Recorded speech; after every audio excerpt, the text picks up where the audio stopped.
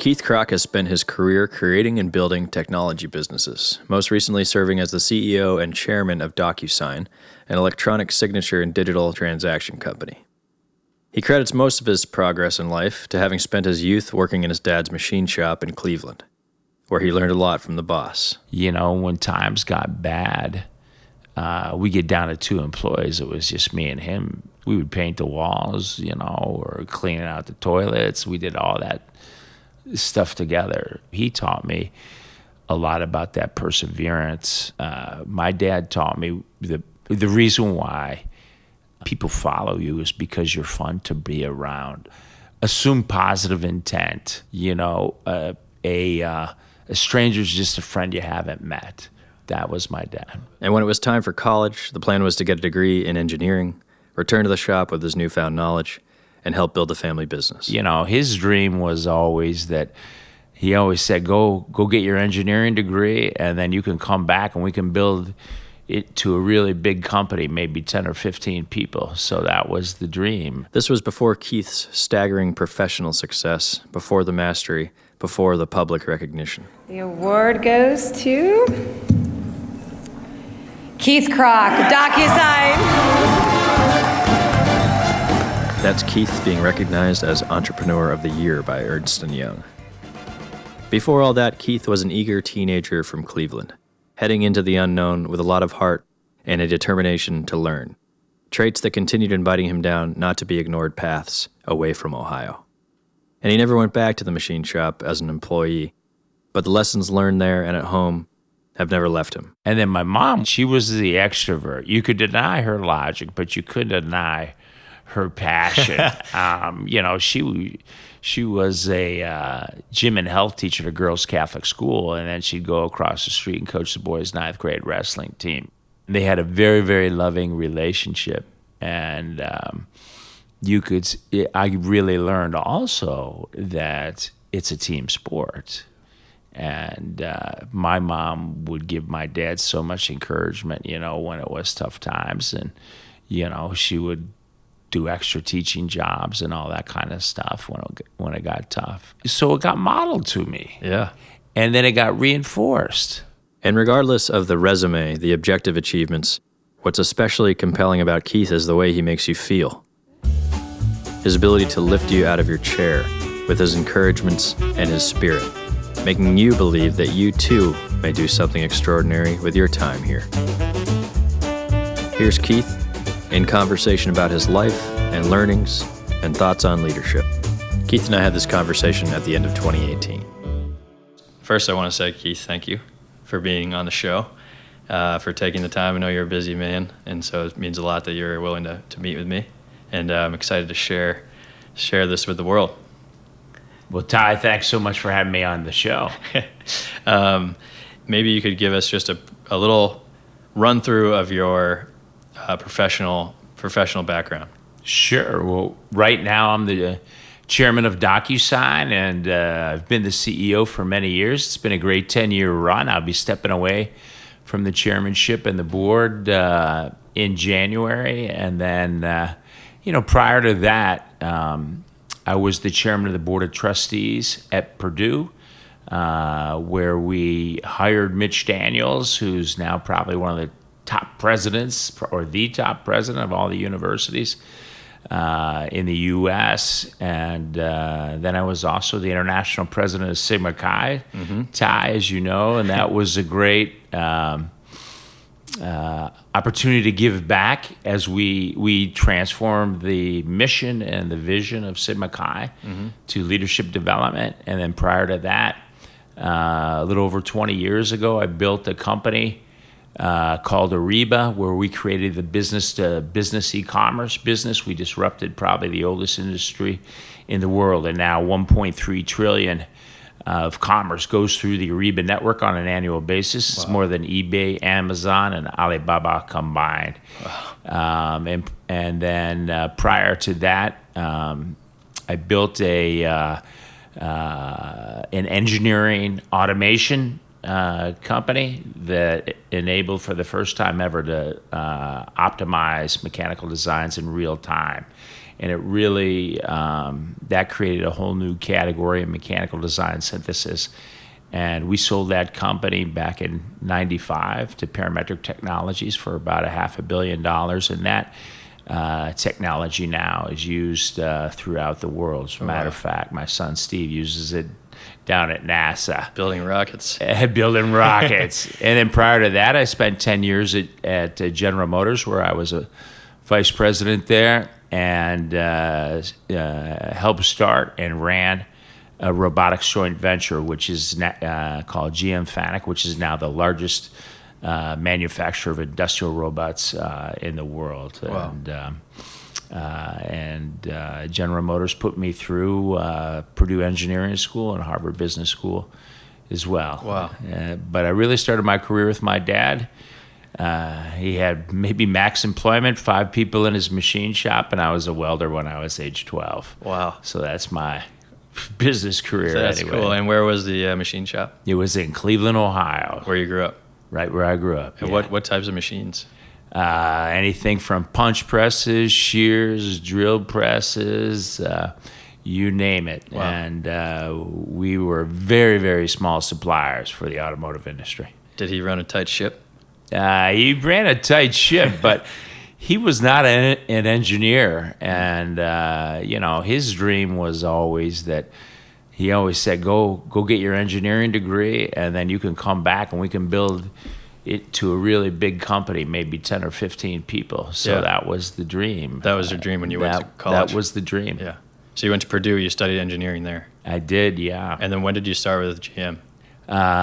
Well, they basically came on campus my sophomore year, and they gave a full scholarship to one male engineer and a female one. And then they gave us great summer jobs. Yeah, my first summer job was in Detroit, Cadillac Motor Car Company, production foreman on the chassis line, second shift. And I had 30 of the biggest guys you ever saw working for me, and that was a great leadership experience. I bet. Yeah, so did you know what you were doing when you had your school training prepared you for that? Not at all. Yeah, so good leadership opportunity there. And then when you're out of college, you continued on with GM. Right. And I remember you telling me about the, and please correct me if I'm wrong, but you mentioned to me before about you're involved in robotics with a project at school, and you sort of presented it to your leadership, saying, "Hey, the Japanese are doing this. We got to step it up." Right. I got really interested in robotics because my second year at Harvard Business School, I wrote a paper on the utilization of robotics in the Japanese auto industry. That was when it was first robots were really first being used on a massive scale. And as I was graduating from business school, I wasn't so sure I wanted to go back in the automotive business, and this guy who ended up to be a great mentor, his name was Tom Matthews. He was in charge. He was the vice president of manufacturing staff, so he oversaw manufacturing. And he said, "Well, what's your interest?" And I go, "Robots." And he goes, "Well, we have this super secret development at our tech center and our R&D staff, and it's the most sophisticated robot technology in the world. We don't know what we're going to do with it. We don't know what we would do with you in that." I go, "I'll take the job." And then I got to put a pitch on to the board of directors of General Motors at an early age. I was probably 24, 25, and I said General Motors should get in the robot business, and we did it, and it was amazing. Our average age of that, and we ended up joint venturing with the Japanese. The average age of that organization was about 28 years old, and we put IBM, GE, and Westinghouse out of business because we went in and we solved companies' manufacturing problems, and we said, "Hey, if we just happen to sell you a robot along the way, that would be good." Yeah. And now it's the biggest robot company in the world. Wow. So that was kind of the early realm of automation. Yeah. It was in the early 80s. That's when robots were really high tech. Yeah. Wow. So, and one of the things I'm inspired by and fascinated by what you've accomplished is in such a short amount of time. I mean, it's been decades, but relatively, if I was to accomplish one of the things you've accomplished, let alone how many you have, how you're able to squeeze it all in such a short amount of time. Like, how did you know along the way, or did you know along the way, when it was time to jump ship or take on the next challenge? Yeah, I always say the time to move on, not is when the grass is greener on the other side, but when it's brown underneath you. And it wasn't really brown underneath me at General Motors. Yeah. I mean, I was the youngest vice president at GM, and they were keeping me moving. Mm-hmm. But at that time, my next assignment would be a vice president of a component division or a big assembly division. And we'd been selling a lot of robots out in Silicon Valley to the disk drive manufacturers. And it just looked like an amazing place, the West Point of capitalism. There was a premium on youth. It was like the United Nations. The only way you could fail was not to have failures. Where at General Motors, I mean, it was the biggest company in the world, 1.5 million people. And I had a great mentor back then. And believe it or not, it was the guy who was the CEO of Ford Motor Company. I had dated his niece, and we ended up being good friends. And we'd have wine time every Friday night. And he would kind of coach me in terms of, if you should be the CEO of General Motors someday, or, that's what you should aspire to. And he gave me great mentoring along the way. And I remember when I decided, and it was kind of on my 30th birthday, that I think I want to leave General Motors and go to Silicon Valley and, take a risk. Yeah. I was so nervous to tell Don Peterson this. I mean, it had just been on the cover of Fortune magazine. It's the #1 CEO in the world. And I finally told him, and he said, "Keith, good for you." Yeah. He goes, I went to, business school out at Stanford. I know a lot about it. I kind of wish maybe I would have done that. And he goes, I was very fortunate to be able to move up the ranks at Ford Motor Company. I left maybe a little bit of a trail of blood along the way. And you never know. He goes, this way you'll be more in charge of your destiny. Good for you. And nice. He really set me free because his opinion mattered a great deal to me. Yeah. He didn't give you a hard time. Yeah, and people back in Detroit, they thought I was nuts because back then you'd work at a company for 40 years, let alone, the biggest company, let alone I was one of the highest potential young execs. So after having had such success early on, right? Yeah, exactly. Yeah, and so from that experience, what was it, 7 years you said at GM? It was a total of 10 years. 10. Because they counted my time, when they put me through school. So I actually still receive a pension from General Motors, if you can believe it. Good for you. During that time, what you learned, it was the biggest organization, top CEO. Yeah. You're a young guy. Yeah. Fresh out of college, eager, and you're having these successes. What did you learn there that set you up for kind of jumping into the Wild West? I'll tell you what, I learned so much there. I mean, I learned, basic things like what it is, what's it like to run something at tremendous scale. Yeah. I also had a chance to work in many different functional areas. So, in the plant, at their coveted technical center, in their New York Treasurer's office, which was basically the area that was the staff for the board of directors, and that that was looked at that time as the financial brain trust of the world.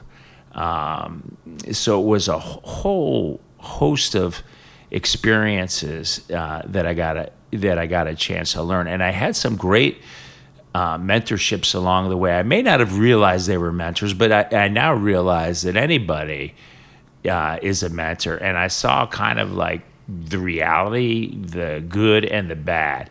Example is one summer when I worked at Cadillac, my boss, the first thing he'd do when I would come into the office was he'd just pull out his lower desk drawer and he would shine his shoes.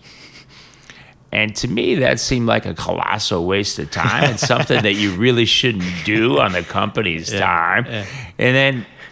And then like at lunch, he would have like the 3 martini lunch. He'd bring me with him. I'm like 19, 20 years old. And I just, after that, I just felt like I wanted to go to sleep. Yeah. And that just didn't seem right. So that was a lesson of what not to do. Yep. And then, I also had a great guy. His name was Eric Mittelstadt. And I remember he had a whole bunch of executives in a room, and we were going over like the operating plan, and it should have been done. You could imagine there's 20 of us. We're sitting in rows. We literally have our hands folded. It reminded me of being back in Catholic grade school. Mm-hmm. And he just lost his mind over an issue and started yelling and screaming. And he walked out the door, and he slammed the door. Now, we didn't move. We were waiting for the orders, right? He came in about 5 minutes later, and he just said, "Gentlemen, I just have to apologize to you. I'm very sorry for my actions. There is no excuse for that. Mm-hmm. And I am a horrible role model for doing this, and I hope you forgive me, and I apologize." And he walked out the door. Yeah. Now, could you imagine what we all felt at that time? We instantly fell in love with that guy, and we would do anything. Yeah. So his willingness to be vulnerable, but also his willingness to say, 3 of the most powerful words in the English language, "I am sorry," taught me a great lesson. Yeah. Held himself accountable. And not be afraid to admit your mistakes. Right. One of the things that I learned that was just basic reality, I'll never forget this. So I was working in the New York Treasurer's office. My immediate boss was a guy named Rick Wagner. He went on to be chairman and CEO of General Motors and is a good friend of this day.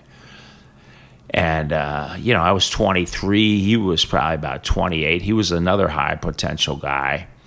And so he gave me the assignment to figure out for that quarter what is going to be the dividend that General Motors is going to pay. Now, I had just had my first year at Harvard Business School, and I go, this is great. I know the 3 ways to do it: net present value, discounted cash flows. I actually can't even remember the third one. I'll correlate them. And he had me stand up and present it to the treasurer of General Motors, because the treasurer then, he would present it to the board of directors. And I think I said something like, well, $1.43 per share. And he just goes, wrong. I'm like, going, wrong? I mean, the numbers don't lie. He goes, well, he said, you see, we paid $1.44 last quarter per share. We should increase it. It's $1.46. Now go back and justify that. Oh, wow. So I learned that,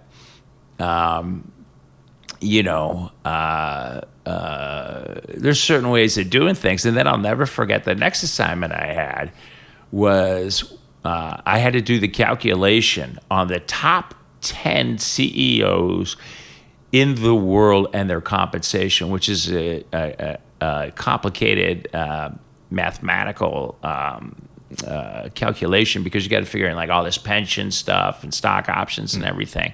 So I go to Rick. I said, Rick, so let me see. Before I come up with the answer, let me just take a stab at where things should come out. And he goes, okay, go ahead. I go, well, he can't be number 1, because that would mean we're just kind of overpaying him. And it can't be at the bottom, because we're the biggest company, in the world. And it can't really be number 2, because they'll just think, well, you just fudged it. He's really number 1. I go, the answer's got to be number 3. He goes, right. He goes, go back and calculate it. And so, that was kind of enough for me. But that was a great, great learning lesson. And, maybe the last quick one I'll share with you, Ty, is, and this was perhaps one of the greatest mentors of my life. His name was Phil Monin. So we started GMF Robotics. They wanted to bring in a big guy from the outside who had experience in the machine tool business.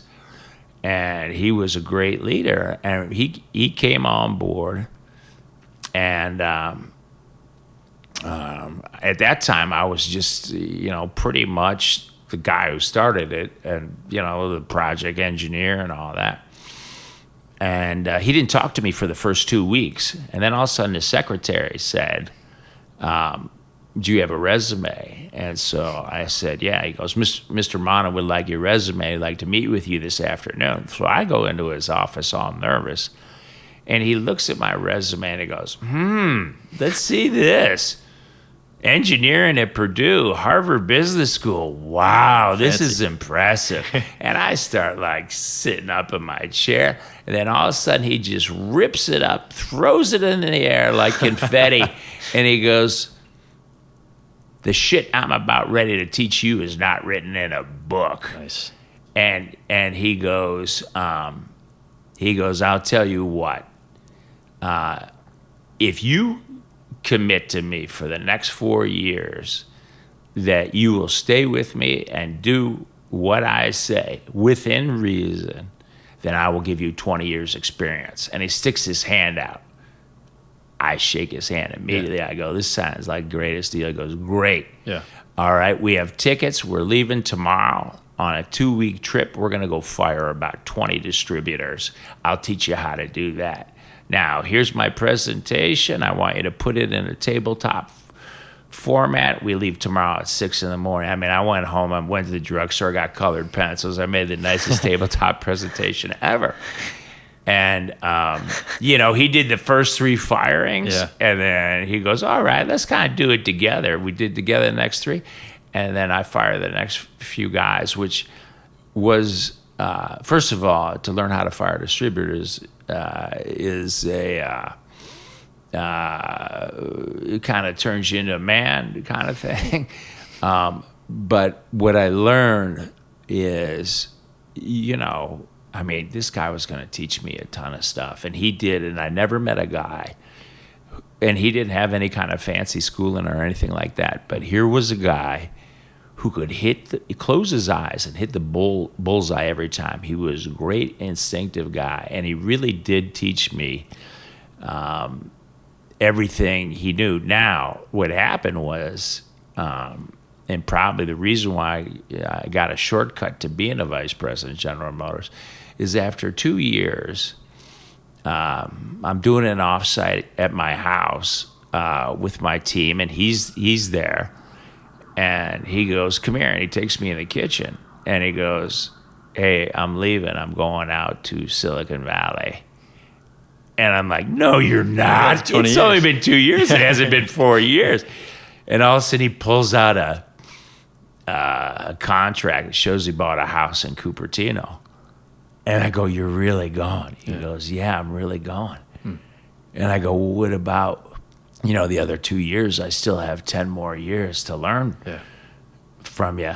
And he goes, I'm going to Adept Technology, which was a robot manufacturer. So they ended up being a competitor. He goes, you're going to learn more competing against me than you will by my side. It's time. I'm going to recommend you to be the vice president. Yeah. He goes, they're not going to do that right away. They'll make you the interim guy. They'll hire Heidrich and Struggles and go look for a big world-class guy. Yeah. But you keep your head down and hit the numbers and the results, and I bet you get it. And that's exactly kind of what happened. But he was an amazing guy, and I just went to go see him in Ohio because he is in his later years. He's in ill health, and you just bear hug a guy like that. Absolutely. So it sounds like you came in promising young buck, eager to make a contribution. Yep. And you had a lot of exposure to different facets of the business, and it also sounds like you had mentors, leadership who were openly, vocally committed to you and to building your skills. I did. Yeah. Now, there were also times where I didn't. I'll never forget another boss I had at General Motors. And this was kind of like right out of the gate, right as I got out of Harvard. And, it was time for the quarterly performance review. And my performance review was probably a C- at best. And I'm like going, man, I've never had anything like this in my life. And I remember calling up my dad. And this guy, I think he kind of resented, because I was a little bit of the golden boy. Yep. They used to call me the West Pointer. I called up my dad, and I told my dad about it. He goes, "Oh, this is really good. This is really good for you." I go, "What's so good about it, Dad?" He goes, any person can work for, a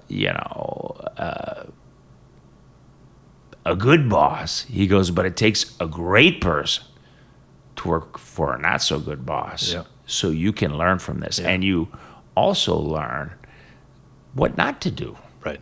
Yeah. And this, maybe he had insecurity problems, something like that. Yeah. But you learn a lot from those tough times. You learn a lot from even bad bosses. Yeah. Yeah, absolutely. I mean, you said earlier, everyone's a mentor, for better or worse. Right. But also, I mean, every experience in theory is a learning one. You have a chance Absolutely. to take something out of it. I'm glad you brought up your dad again, because I wanted to talk a little bit more about what you learned, what he taught you. Yeah. It sounded like he was a great leader. And I imagine starting that kind of work at that age with your dad would be very impactful. Yeah. I mean, he certainly taught me a strong work ethic. Mm-hmm. When times got bad, we get down to 2 employees. It was just me and him. And because you're kind of, you're at the end of the whip in terms of how the automotive business was doing. And, we would paint the walls, or cleaning out the toilets. We did all that stuff together. Yeah. I'd always do it after school on the weekends and the summers and all that with him. So he taught me a lot about that perseverance and kind of never giving up and that work ethic. The other amazing quality that he had was probably the funniest guy I know. Just a great self-deprecating sense of humor. I mean, he was a laugh a minute. And was he Ohio native? Yeah. I mean, of German descent, but he grew up in Ohio. Yeah. And he was.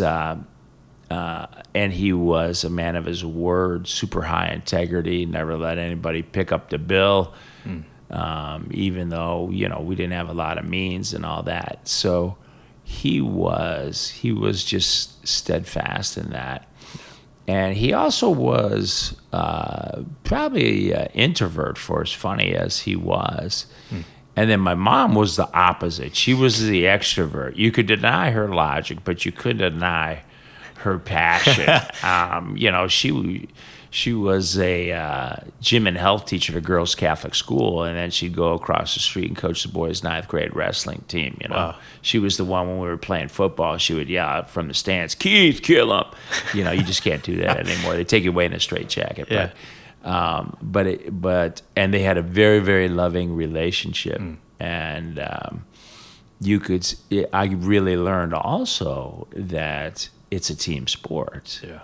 And my mom would give my dad so much encouragement, when it was tough times. And, she would do extra teaching jobs and all that kind of stuff when it got tough. Yeah.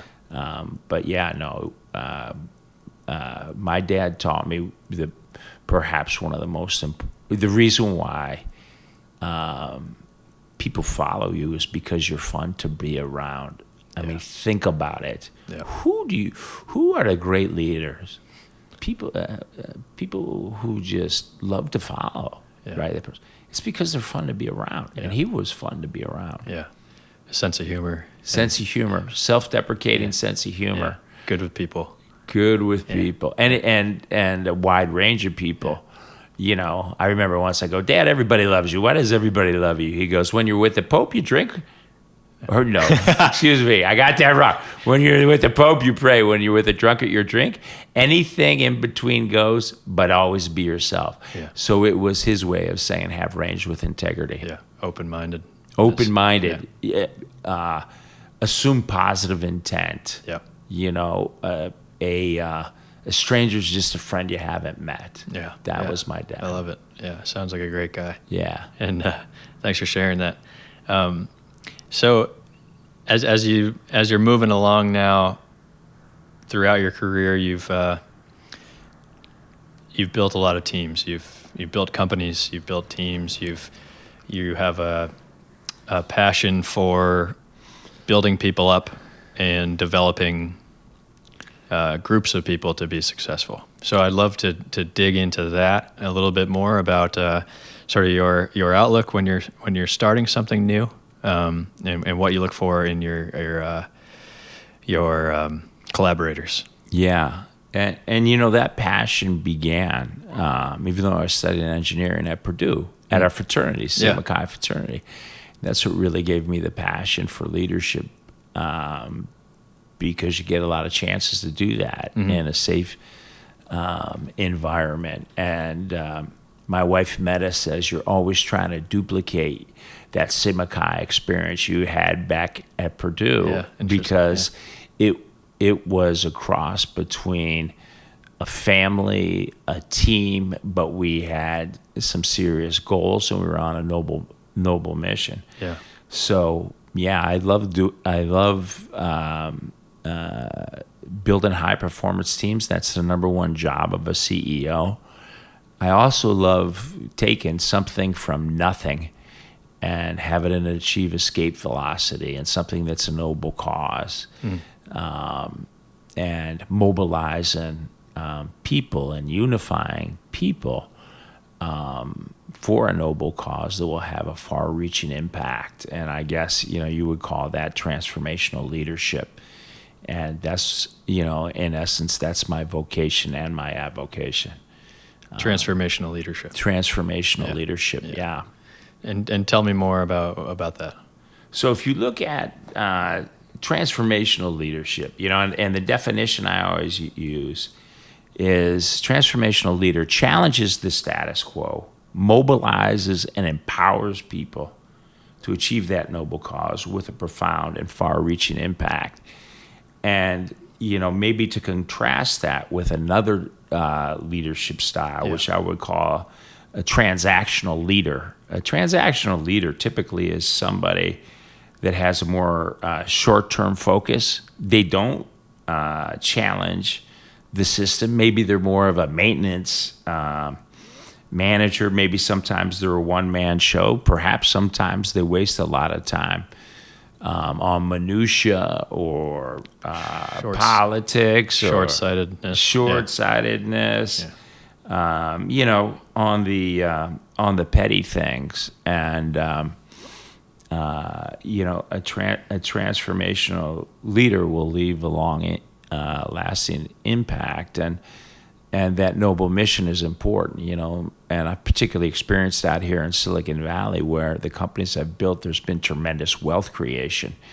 And all of a sudden, you know, you have the IPO, everybody becomes millionaires in the company, and it's like, well, why don't they just, you know, quit now and go to the beach? Yeah. And at the end of the day, the reason is that they really believe in advancing the mission, and they also love to be with their team. And that is the long-term sustaining magic to building a legacy company. Yeah. Yeah, the wealth, the worldly success is a byproduct of that perspective. Yeah. Yeah. It truly is. It truly is. And, you know, money just happens to be the scoreboard, right? And freedom and all that. But it also represents a great pedestal on which to do a lot of good and to give back and to pay forward as well. Absolutely. Mentorship seems important to you. Mentorship is everything to me, because, you know, as my mom would say, the most important things aren't written in a book. And Yeah. the best way to learn is, she would always call it OPE, other people's experience. The best way to learn is from other people's mistakes. And she would say, well, don't worry, there's plenty of time. You'll make a lot of mistakes. That's when you learn the most. Yeah. But she really believed in that theory, as opposed to a Mark Cuban who doesn't believe in mentorship, believes, you should learn everything on your own. Yeah. And I think, I have nothing against Mark. He's a great guy, but he's just kind of missing the boat. That's Yeah. why I would love to have Mark Cuban be one of my mentors, because I could learn a lot from his mistakes. That's I agree with you. My grandfather always, you hear a lot about the term self-made man or self-made woman, and he says there's no such thing. No such thing as a self-made person, Right. because you're learning on learning top all of the time. everybody's. You're learning on the shoulders of giants. absolutely. And giant isn't defined by size; it's defined by heart. Yeah. And in your experience, if you're seeking a mentor or if you're becoming a mentor, I'm interested sort of in the outlook for each person in that relationship. Yeah. Like what you're looking for in a mentor, but also Yeah. what can the mentee bring to the table, and what can the mentor give to a mentee? Yeah. So I think, if you're out there, a mentor-mentee relationship is special. And I think it's, so let's say you're a mentee. I think there's 3 critical things. Number 1, the chemistry has to be right. Yeah. And your gut can sense that. The other thing is that there's got to be a lot you can learn from that mentor. So in other words, wisdom. And then the third thing is that it has to be a person who wants to mentor. I mean, Mark Cuban doesn't believe in mentoring, so he probably wouldn't be a good mentor. Maybe I could change him. I would look at that as a personal transformational objective. But Mark, if you're listening, if you're listening, come see me, Mark. yeah, we got a good mentee for you. Yeah. And then as a mentor, what are you, how are you approaching that to a mentee?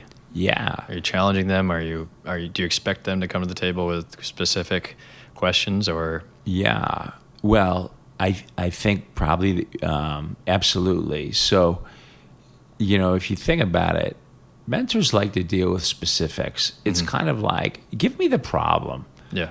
that you're working on right now.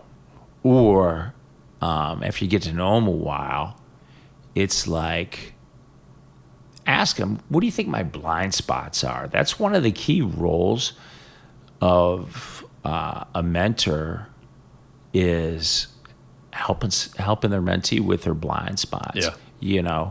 Always the danger is you don't know what you don't know. Right. And, the other key thing is, in terms of problem solving and those kind of things, Mr. Mentor, have you tried that before? Has that worked? And, the thing I like to do is, well, what do you think works? Let's start thinking like a CEO, or start thinking like a leader, if that's perhaps your mentee's aspirations. Yeah. And because then you can think out loud with that person. Yeah. And, I love it when a mentor goes, oh, yeah, I tried that. No, man, don't do that. That doesn't work. Yeah. Now, this one might work. I've never done it before, but, let's learn together. Yeah. And, there's a lot of decisions in this world where there's not what I call 100% probability answer that for sure it's going to work. The tough ones, and if it is 100%, they'd probably just do it. The tough ones are the ones where there's only a probability of success. So thinking that through with a mentor, and particularly on those ones with multiple mentors who have different temperaments, talents, and convictions, so they have diversity of thought. Yeah. So you can look at it from all different angles. Yeah. And you kind of triangulate on that answer, and you assess the probability of what's the highest probability, the one that works, and you go with that one. And then at least you can have a peace of mind because you actually went through a thorough process. Right. Digging into an idea before you're committing to one. Yeah. Right. Yeah. And I guess it also relates very closely to the team building, where you're not hiring the same types of people for every single role, but you're trying to get a diversity of experiences and opinions and skills. Yeah. Here again, the different temperaments, talents, and convictions, and the diversity of thought, that's the catalyst for genius, and that is the secret sauce for building a high-performance team. Yeah. And, it's kind of like, I'm a CEO, big company, right? And all of a sudden a problem lands on my desk. And by the mere fact that it landed on my desk, there is only a probability of success, right? Otherwise, these are smart guys who are working for me, right? They figure it out.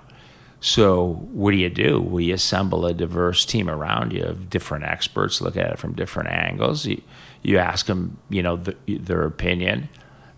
You suppress their egos, have them focus on the mission, and then at the end you do your triangulation and come up with the one that's the highest probability of success, and then you can sleep at night. But that really is a secret sauce, and the key secret sauce of building a high performance team is to create a safe environment,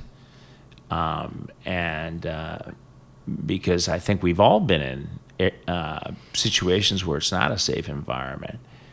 And if you have a company or an organization or a team of 8+ players, and it's not a safe environment, then you're not going to get the best ideas. Yeah. So you've got to have not only processes that help you with that safe environment, but an attitude of, and I talk about, and I wrote an article in Forbes where I talked about a safe environment and the importance of, we always have in our playbook, the team rules all the companies we built. Team rule number 2 is no idea is a bad idea. Put in parentheses unless it's CEOs, right? Yeah. That's fun to mock me out. That actually makes it safer, right? Yeah. And also direct, open, and honest communication, I think, is a key part of that. And I also think a key part of it, of creating that safe environment, as the leader, you have to be vulnerable. Yeah. You have to show and articulate your fears, your failures, your mistakes, your weaknesses. Yeah. And by the way, chances are they know them anyway, or if they don't, they soon will. So why not get it out there? Have fun, get it out there, have fun with it, and joke about it. Well, you build trust in that way. You build trust that way. And, a lot of people ask me, they go, what's the most important skill or the most important asset of an executive or a CEO or somebody who's building their own company? It is trusted relationships. So building trusted relationship is a key skill set. Now, in the business world, everything is divided by time because you don't have a lot of time. So a key skill is how fast can you build a trusted relationship? How quickly can you do it? Yeah. Right? Divided by time. Can you build a trusted relationship over a lunch, over a dinner, over a coffee? And you can. And so what's the key to that? I think one of the keys to that is you show your vulnerability up front. Right. And then somebody will show their vulnerability back. Somebody's got to go first. Right. And when that happens, then there's a connection. Then you're building up trust. So you've got to have the strength within yourself not to be afraid. Yeah. Yeah. And so safe environment being a place where people on your team can feel comfortable making mistakes, comfortable asking questions, not intimidated by the leadership, but inspired by the leadership, and know that when you say safe environment, you mean that you're not going to get looked down on for making a mistake or for asking a question that you should know the answer to. Absolutely. Especially now, everything's speeding up. And speed is the ultimate weapon in business. Yeah. It's the currency. I always say if we're not making mistakes, we're not moving fast enough. Right. And key thing is to learn from those mistakes, right? And so to become a constant learning machine, because you learn the most from your mistakes. Not just a person, but a company does. Right.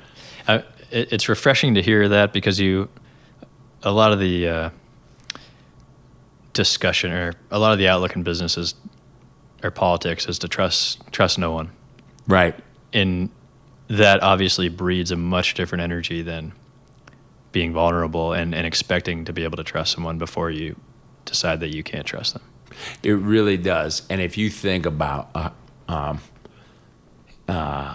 you've seen companies where it's like that internal politics, and it's like who trusts who, and nobody trusts who, and then all of a sudden passive aggressive behavior is in there, and that is the death knell of a company. I call it that folks who give head fakes. It's like, I'm going to do that one thing, but they don't. They either don't do anything or they do the opposite. Yeah. And that is like a vicious spiral downwards, where if you can create a noble environment and you're a team first and functional specialist later, and the secret sauce is let's hire the best people, especially if they're better than me. Now, if you have that, that's magic. And you can do that in a company. Yeah.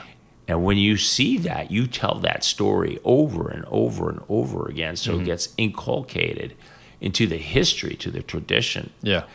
And then it becomes noble. Yeah. And when you have that, then you have the magic. Yeah, you get people fighting for the mission, for the team. Yeah, absolutely. And the other factor that goes with that is you have, your team, but you have your ecosystem, you have your virtual team.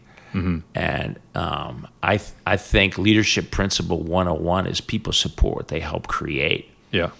So you involve everybody in coming up with the solution, and you give credit to everybody except yourself. Yeah. Right. And then people really have that ownership. That's key. Right. Speaking of A+ players, you're looking for people with top skills in business and technical and people and skills, and also drive. You talk about the importance of drive. If you found yourself in a situation where you don't feel like an A+ player, you feel a little bit out of your league, what would be your approach? I'm asking for a friend. So you're in an environment. You're over your head a little bit. You're in over your head, right? Yeah. What's your approach? Well, I think there's a bunch of approaches. First of all, you should feel good. Yeah. It's like Steve, my son. He works at NASA, and he Jet Propulsion Laboratory. He goes. I go, how you like it? He goes, well, these are the smartest people in the world, and greatest engineers. I go, how many levels is it from the bottom to the top of the professional ranks? He goes, 17. I go, wow. I go, what level are you? He goes, I'm 1. Yeah. He goes, I have nowhere to go but up. I go, now, isn't that great, right?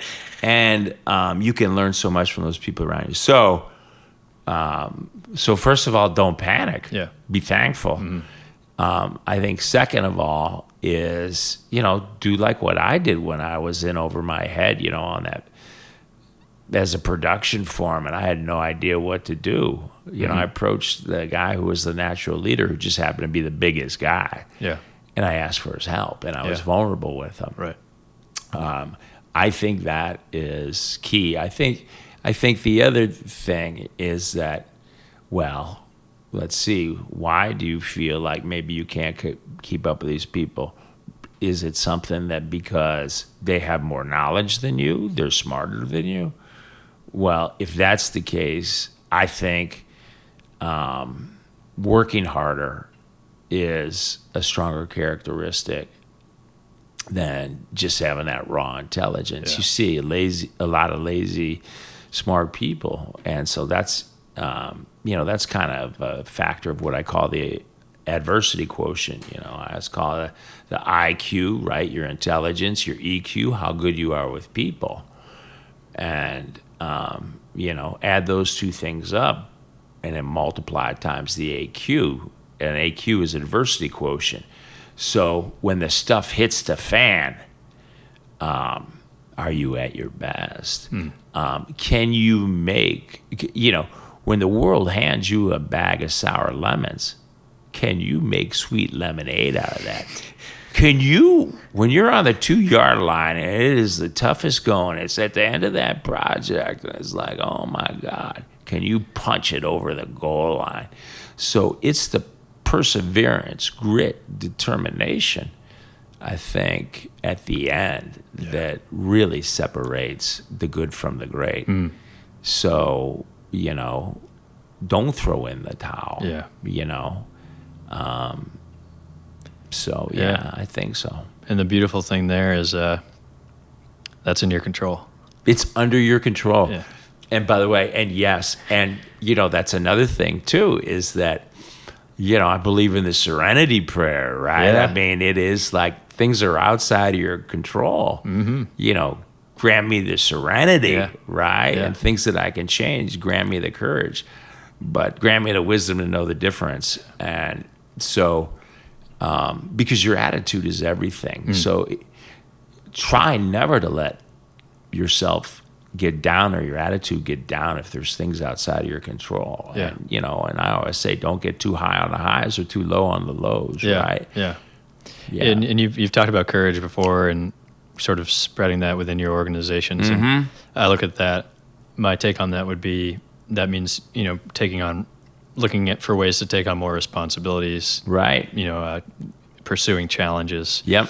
And that's obviously something that you've continued to do. And by the way, that's a key leadership characteristic. And by the way, that's a key one when you're in the scenario where you feel like, hey, I'm just not even at this level. And it's called one word. It's called initiative. Yeah. Right? And it is, always look at everything as your job. Should there be something that needs to be done? How about out in the future? What are some of the unforeseen consequences? And taking the initiative. So, the way I describe initiative is somebody hands you a glass of water just a second before you realize you're thirsty, right? That is initiative. Yeah. Yeah. Another thing I wanted to talk to you about was when you're approaching, let's say, a new project or better, a new company, a new business, you're starting something. Mountains upon mountains to climb. What is your approach? How do you define the path forward? Or how do you take a guess at the path forward? So when you're just joining a new company? Yeah, or starting a new initiative within a company or some sort of new challenge. What is your approach to sort of laying it out so you know what to do next? Right. So I think the first approach is go talk to the people and build trusted relationships, and either people who are going to be an important part of that initiative in terms of the execution, or whether they have wisdom that they may have done, they may have done that before, or they're going to be a decision maker and all that. And the best way to do that is, like, I call it the power 101. It's like lobbying a bill through Congress. It's not like, hey, okay, let's just throw that out there and make a vote. No. You know the answer before the vote is taken. Yeah. And then the second thing, and I believe in practicing what I learned in the 7th grade, it's the scientific method. So whatever problem, project, issue, there's a number of steps. The first one is you've got to frame the question, the issue, the problem, and that is the most important part. Yeah. Is framing that question. And by the way, that's a great area where mentors can really help out, because the most important mentoring skill is questioning skills, right? So frame it, and then you kind of go collect your data, and then you analyze it, draw conclusions, and say, look, here could be the 3 different ways to attack this, and then you got to pick one, right? And there you can kind of triangulate. And the other big thing that I believe is,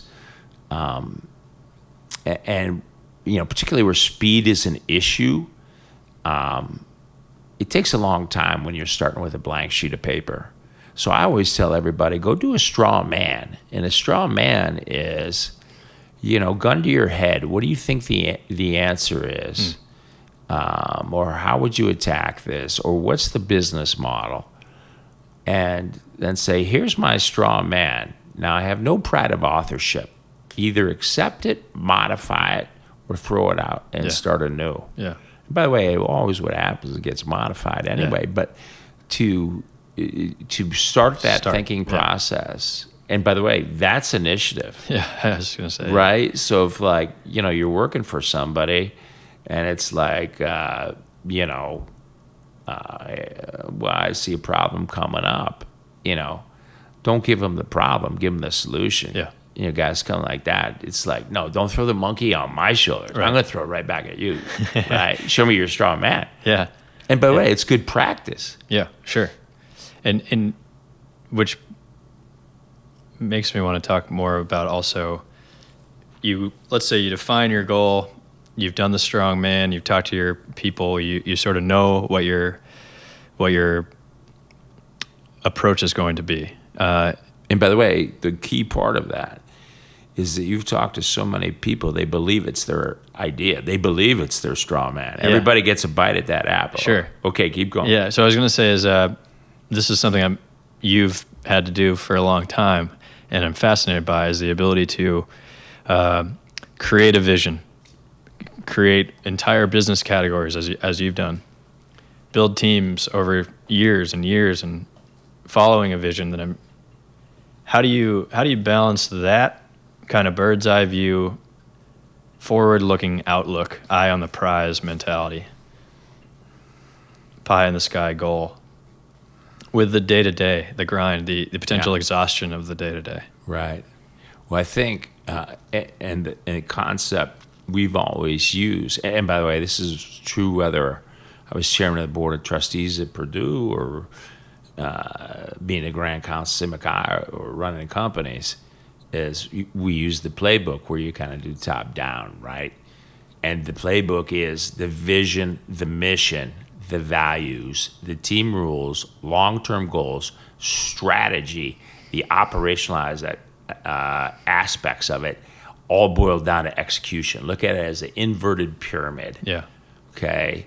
And because at the end of the day, you can have the greatest strategy in the world, but if you can't execute, you're going to fail every time. And you could have a mediocre strategy, but if you cannot execute, everybody else, you're going to win. Yeah. But a great thing about the playbook is you start with the end in mind. You start with the vision, right? I love when we build a company and it's like, okay, you're just starting out and say, all right, let's write what would be the ideal press release 10 years from now, right? Yeah. So you're able to start with that end in mind. And the other thing that it gives you is it allows everybody to see where they fit in, where they're relevant, because it's a team sport. Absolutely. So like that day-to-day grind, when people feel the day-to-day grind, chances are they feel like, here's what's going on in their mind. Am I making a difference? Yeah. Where do I fit in? Where do I fit in? Yeah. And by the way, it doesn't matter whether you're the CEO or the janitor. There's things you got to do that's a grind. Yeah. But if you feel like you're contributing to the team. You're a vital part of the noble mission. You're relevant, and you understand the why. Yeah. And you've been taken on the journey. Here's the 23 strategic chess moves. Where chess move number 2, what you're about to do is vital. The chess move number 3 to ultimately accomplishing our vision. Then it becomes a little bit less of a grind. Sure. And so as a leader, you got to get people, because so much of it is about productivity. You got to get people out of not feeling, hey, this is a grind, because people feel like that. They're going to leave early. They're not going to work as fast. Yeah. Who knows? They might shine their shoes or go for a 3-martini lunch.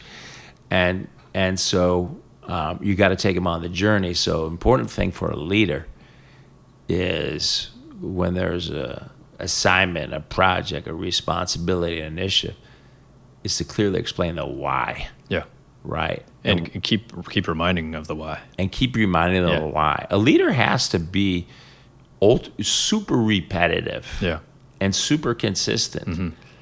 And then the skill is how do you not be boring.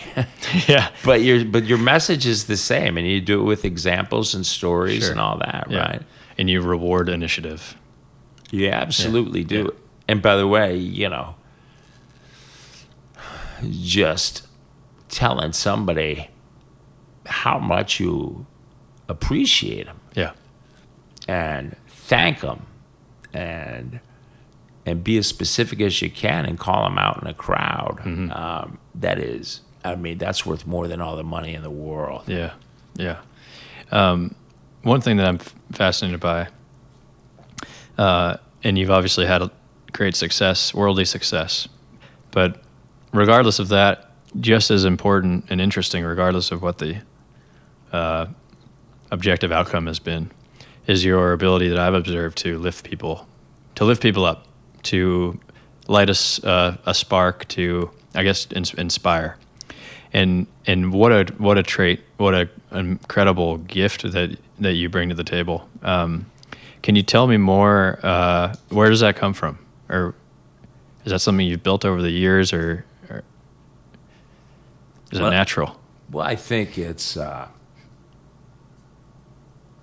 If you ever saw my mom up in front of a crowd, she's inspiring. So it got modeled to me. Yeah. And then it got reinforced by things like making a meaningful change when you're 18 years old in the Sigma Chi fraternity, or on your football team, in a high school, or, if you ask me what is my greatest reward, it is when I see people doing things they never dreamed they could do. And so with that in mind, you can inspire. You don't have to be an extrovert to inspire. You don't have to give a great speech to inspire. But that inspiration is an important quality, and it's part of, a big part of it is painting a crystal clear vision and taking them on the journey and the path and how you do it. Yeah. And what that, and what that looks like. And that's why, I also say to young people when they're going, okay, what kind of business do I want to get in? There's the value creation business, which, you think about it, it's building companies, it's taking care of people, it's, it could be anything from healthcare to engineering to whatever. They are increasing the GDP of the United States. And the GDP, per capita, that is the standard of living. And standard of living, that can solve a lot of issues around the world, right? That's why I feel so optimistic about the next generation, because now 50% of the young people under the age of 25, they're either entrepreneurs or want to entrepreneurs, at some point in their career. And so people want to innovate. They want to increase productivity. They want to make the world better. They want to give back. That, I think, that's a noble cause. Yeah, sure. And what's happening internally when you're taking a leap, you're in over your head? Why is it a good approach? Well, I always talk about, jumping water over your head, because it's when you learn the most. Yeah. And, I've been doing it my whole life, and it gets addicting after a while. I mean, it's an adrenaline rush. And sometimes you jump in water over your head, and you don't even realize it. Yeah. You're in the pool. Sometimes you jump in water over your head, and you go, I know I can't swim this. But you'll learn. Yeah. Sometimes you just fall in that pool. Yeah. Sometimes you jump in, you go, man, I can swim this baby. And, my life has typically gone in chapters of 7 years. DocuSign was a long one, 10, but I always found that when I repotted myself into that new adventure, I look back, I go, oh my God, did I learn so much at that last one. I almost feel like I can see 3 years down the road and maybe around a few corners. It makes it interesting, and then to realize things like leadership skills, transformation leadership skills, they could be applied across disciplines, whether you're in the robot business or in the DocuSign business or in the e-commerce business or higher education or in a fraternity or in a nonprofit. All the principles are the same, right? Because no matter what business you're in the people business. Yeah. Yeah, I love that. And where does the drive come from? You've accomplished so much. You're still on the move. You keep, pursuing new things. What initially and now, where does that come from? What is it? What keeps you going? Yeah, that's a great question. It's a question I ask every time I interview everybody. I assume positive intent. I go, obviously, you're a very driven person. Where'd you get your drive from? And I think so much of it comes in my childhood, right? Of course. And by the way, I think that's true for most people. Maybe somebody was an immigrant and they came over, they had nothing. And, you had to just push.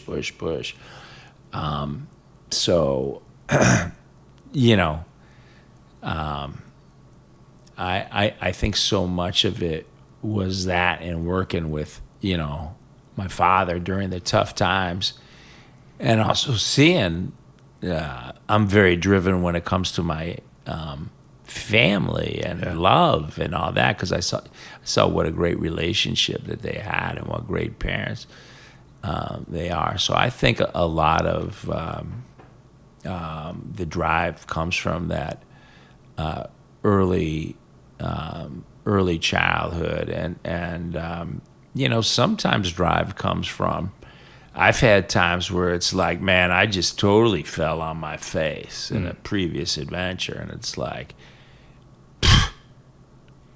I'm gonna put that trophy back on that mantle. I'll tell you, if you want to motivate me, you just say, Keith, I don't think you can do that. Yeah, I was going to say, prove people wrong. Yeah. I think that's a big one too. And another drive thing is, I'm a competitor, so it's like, remember we were starting Ariba, and our two big competitors were SAP and Oracle, two of the biggest software companies in the world. And they said, well, how are we going to beat these guys? And I go, well, just three ways. We're going to outfocus them. We're going to outthink them. We're going to out-execute them. That's what we're going to do. Outfocus was the first one? Outfocus. Yeah. By the way, that's how you take on the big guys. And then we're going to outthink them by depositioning them, and creating our own category, and then getting mind share of everything. And then we're going to out-execute them with speed. Yeah. Yeah, the benefit of being a small team, small and nimble, right? Yeah, which is fun. And then plus the world loves an underdog. Yeah. That's true. You know? And talk about a fun mission to be a part of. Yeah. And then you're going to gather all your friends. You're going to build a 250-person advisory board. So they're going to feel people support what they help create. It's a self-fulfilling prophecy. People like to skate to where the puck's going to be. And leadership is not defined by size. It's defined by momentum. Momentum. And speaking of, what are you on now? What are you working on now? Well, after I step away from DocuSign in January, it's time for me to give back. And I feel fortunate be able to give back to my university, my fraternity. I love to give back to my country at some point. But it's really time for me, my big focus is on that next generation and giving back them to give them the courage, inspire them, and a few how-tos to jump in water over their head, or to be entrepreneurs, or to take that risk, or to start that noble cause. And one of the projects I have is create what I affectionately call the virtual mentor network, and that's mentoring at scale, and taking some great wisdom out there and putting it out there. I mean, it's kind of like what you're doing with your podcast. We should be partners on that, because it's the only problem with mentoring is that you can't have 1,000 mentees at once. Right, you're just reaching one person, And then the irony, too, is in terms of the mentees, and I have a conceptual model for this, and I think it's the most important thing. I call it the mentorship matrix. I call it the hybrid mentorship matrix. So think of look at it as an Excel spreadsheet. And coming down on the rows here's all the leadership characteristics. And then across the top on the columns are different mentors in your life, whether it's your father or this person or that person. And, your objective is not just to be like that one person. It's what I would tell my sons. I go, my second most important job after giving you guys self-esteem is to introduce you to multiple mentors so you can create your matrix. I hope I'm one of the, columns. And by the way, when you look at them, what is it that they do great? Okay, I want to emulate that. And for some of them, it's like, what do they do that's not great? I don't want to be like them. Yeah, absolutely. So you have a hybrid model. Yeah. So if you look at the need for a hybrid model, you look at the time constraint on the mentors, I think coming up with a network and a structure, and I'm a builder of networks, is mentoring at scale. I think that's a noble mission. And by the way, that drives the productivity of the world, and the world needs more transformational leaders because the stakes are higher, things are moving faster. There's more discourse in this world. Our basic, moral tenet of democracy is being threatened, especially look at what's going on with China and all of that. So there's a need for transformational leaders. So I look at that as my noble cause. I love it. Good for you. I can't wait to see what comes of it. I mean, we keep talking about mentors and leadership, and what stands out is you had the example, your parents setting you a good example of love and support and humility and perseverance. And you were fortunate to be able to observe that and to soak that in and sort of become that yourself. And then set your own example through your own, way you carry yourself, the way you treat people is the way you take initiative or not, the way you bounce back from a setback. Those are all things in your control. And by doing those things, by practicing those things, you're setting your own example. Right. And what's fun about this small scale project, as an example, or whatever you end up doing in this realm, is that we're in we're in a fortunate time and an interesting one that you could buy a microphone and put this soundbite up on the internet, and anybody in the world with an internet connection can listen to Keith Krach as a fly on the wall and hopefully learn something from it. And that's a phenomenal thing. It is. And by the way, that is the greatest thing, is that now the ability to be able to impact the world and be a transformational leader like you, Ty. Yeah. Because you are a transformational leader. It's just, I mean, you couldn't have done this 100 years ago. Right, you couldn't. But now here we are, and anybody listening is now able to learn from someone of your caliber and experience. And I will do anything to help you amplify your messages, because you've interviewed some really amazing people. Yeah, and it's pleasure to have you as one of them. And same to you. Anything I can help with, just give me a holler. You got it. I always look at it as the 60-60 deal. Both parties get the best part of the deal. I love it. It's like the mentor-mentee relationship. Yeah. Great. Well, thank you, Keith. All right, Ty. Thank you, my brother. This is awesome. That's it for this episode. Thank you, Keith, for being on the show. Thanks, everybody, for tuning in. This is Ty, your host. Find out more about Keith at keithkrach.com, KEITHKRACH.com, and many more great things to come from Keith, I'm sure, so stay tuned. Thanks as well to Aaron Mason and CF Watkins for your creative contributions to the show. Thank you to Roos for the music. Thanks again, listeners. See you soon.